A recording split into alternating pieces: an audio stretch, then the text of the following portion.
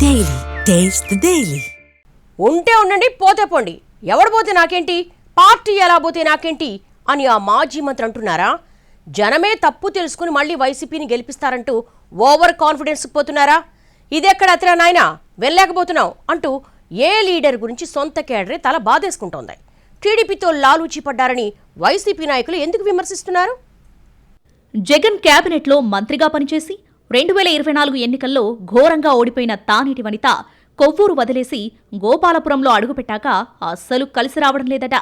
అదే సమయంలో ఆమె వ్యవహార శైలి కూడా పార్టీ ఆవిర్భావం నుంచి పాతుకుపోయిన నేతలకు ఏమాత్రం పడటం లేదంటున్నారు. ముందొచ్చిన చెవుల కంటే వెనుకొచ్చిన కొమ్ములు వాడి అన్నట్టుగా మొదట్నుంచి పార్టీలో ఉన్న వాళ్ళని పక్కనబెట్టి తర్వాత వచ్చిన కోవర్టులుగా పనిచేసే వారికే ఆమె ప్రాధాన్యత ఇస్తున్నారని, అందుకే నియోజకవర్గంలో వైసీపీ ఖాళీ అవుతుందని వైసీపీ వర్గాలే మాట్లాడుకుంటున్నాయి. పార్టీ నుంచి వెళ్లిపోయే వారి సంఖ్య పెరుగుతున్నా మాజీ మంత్రి తీరు మాత్రం మారడం లేదన్న విమర్శలు పెరుగుతున్నాయి.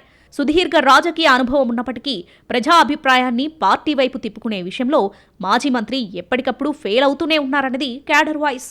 కొవ్వూరు నుంచి గోపాలపురం నియోజకవర్గానికి షిఫ్ట్ అయిన తానేటి వనిత నియోజకవర్గ నేతలందరినీ ఏకతాటిపైకి తీసుకొచ్చే ప్రయత్నం చేయడం లేదని చెప్పుకుంటున్నారు. దీంతో ఇటీవల పార్టీని వదిలి వెళ్లే వాళ్ల సంఖ్య పెరిగిపోయి ఆమె ఫ్రస్ట్రేట్ అవుతున్నారన్న గుసగుసలు వినిపిస్తున్నాయి.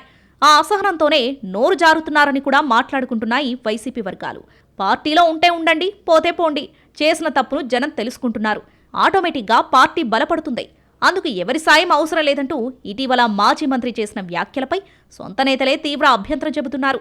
నిత్యం జనంలో ఉండేందుకు పార్టీ పెద్దలు ఏదో ఒక కార్యక్రమానికి పిలుపునిస్తూ క్యాడర్ చేజారకుండా చూసుకోమని చెబుతున్నా గోపాలపురంలో అందుకు భిన్నంగా జరుగుతుందని, వనిత నోటికొచ్చినట్టు మాట్లాడి అందర్నీ దూరం చేసుకుంటున్నారన్న మాటలు వినిపిస్తున్నాయి. అలాగే పాత కార్యక్రమానికి ఫ్లెక్సీలు మార్చి 2 ప్రోగ్రామ్స్ నిర్వహించినట్టుగా మేనేజ్ చేస్తున్నారని, దీనివల్ల ఎవరికి నష్టమో ఒకసారి ఆలోచించుకోవాలంటున్నారు. పార్టీ కోసం ఫస్ట్ నుంచి పనిచేస్తున్న వారికి కనీస విలువ లేకపోవడమే ఇలాంటి వాటికి కారణమంటున్నారు. ఇటీవల 40 మంది ఒకేసారి పార్టీకి రాజీనామా చేసి పక్కకి జరిగినా ఆ విషయాన్ని మాజీ మంత్రి ఏమాత్రం పట్టించుకోకపోగా ఒకరిద్దరు పోతే నష్టమేం లేదని మాట్లాడడం నియోజకవర్గ నేతలకు మింగుడు పడటం లేదట. పార్టీలో ప్రతి ఒక్కరూ ఇంపార్టెంట్, మన పనితీరు బాగుంటే మరింత మంది చేరుతారు తప్ప బయటకెందుకు వెళ్తారంటూ ప్రశ్నిస్తున్నారు గోపాలపురం వైసీపీ లీడర్స్. కొవ్వూరులో ఇలా చేసుకునే నియోజకవర్గం మారాల్సొచ్చిందని, ఇప్పుడు కూడా అదే సీన్ రిపీట్ అయితే క్యాడర్ పరిస్థితి ఏంటంటూ ప్రశ్నిస్తున్నారు. పొలిటికల్ సీనియర్ అయిన ఈ మాజీ మంత్రి 40 మంది వెళ్లిపోతే నష్టం లేదంటున్నారని, వాళ్లకు లింక్ అయి ఉండే ఓట్ల సంగతిని మర్చిపోతే ఎలాగని సొంత నాయకులే గుర్తు చేస్తున్నారు.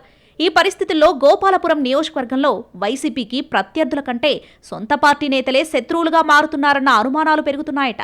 ఇలాగే ఉంటే త్వరలోనే నియోజకవర్గంలో పార్టీ ఖాళీ అవుతుందన్న వాయిస్ సైతం పెరుగుతుంది. మాజీ మంత్రి తీరుపై పార్టీ పెద్దలకు చెప్పుకున్నా ఉపయోగం లేకుండా పోతుందన్నది కొందరు నాయకుల ఆవేదనట.